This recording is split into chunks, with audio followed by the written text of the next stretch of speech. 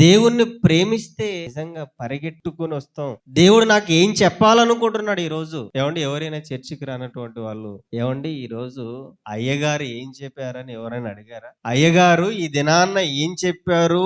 నేను రాలేదండి. కొంతమంది చూడండి, చదువుకునేటువంటి పిల్లలు, ఏమండి చదువు మీద ఇంట్రెస్ట్ పెట్టేటువంటి పిల్లలు ఏం చేస్తారు తెలుసా? ఒరే, నిన్న మాస్టర్ ఏం చెప్పారా? నోట్స్ ఏమైనా రాసావా? నాకేవా, నేను రాస్తాను. నిన్న పోయినటువంటి వారం నేను గుడికి రాలేదు కొన్ని కారణాల చేత.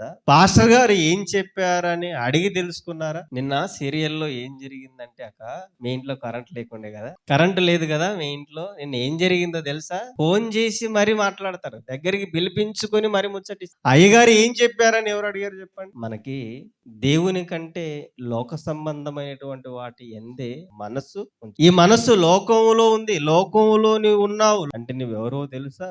ఆత్మీయుడు కాదు, దేవుని పిల్లలు కాదు, శరీరానుసారులు అన్నాడు దేవుడు.